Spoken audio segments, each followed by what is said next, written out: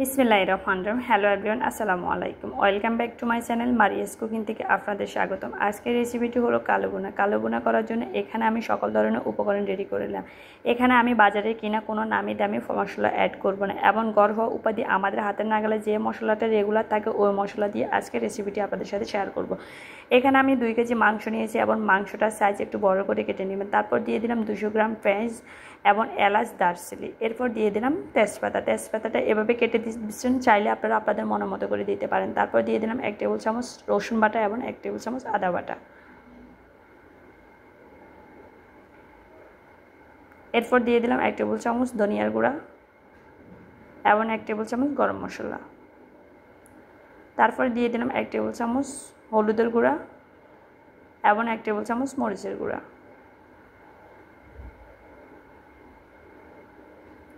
এরপর দিয়ে দিলাম 1 টেবিল চামচ জিরার গুঁড়া ও স্বাদ মতো লবণ। এরপর দিয়ে দিলাম 200 গ্রাম সরিষার তেল।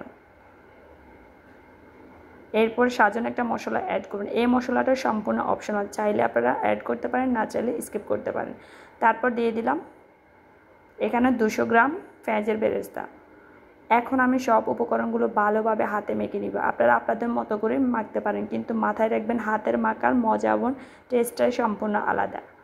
হাতে যদি মাখেন এতে মশলাগুলো ভালোভাবে ভিতরে ঢুকতে পারে। এই পর্যায়ে আমি হাতে মাখার পরে 20 মিনিটের জন্য রেস্ট রেখে দিব। 20 মিনিট পর আমি চুলায় চলে গেলাম। এখন 10 মিনিট ঢাকনায় রেখে দিব।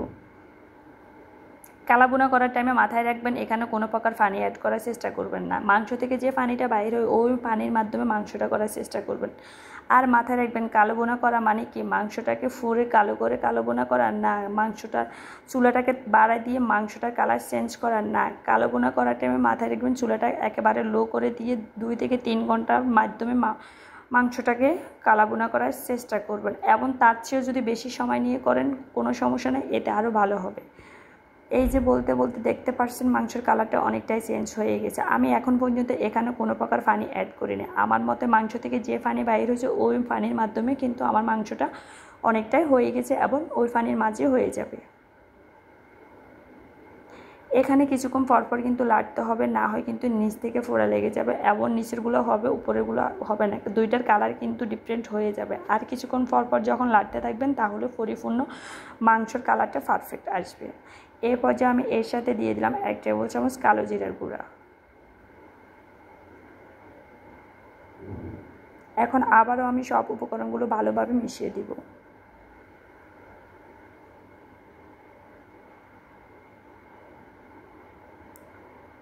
দেখতে পাচ্ছেন কালারটা অনেকটাই চেঞ্জ হয়ে গেছে। আমার এই কালাভুনা রেসিপিটি করার জন্য প্রায় 2 থেকে 3 ঘন্টার বেশি লেগেছে। এই পর্যায়ে আমি এর সাথে রসুন এবং পেঁয়াজ দিয়ে বাগার দিয়ে দিব। এটা সম্পূর্ণ অপশনাল, চাইলে আপনারা দিতে পারেন, না চাইলে আপনারা স্কিপ করতে পারেন।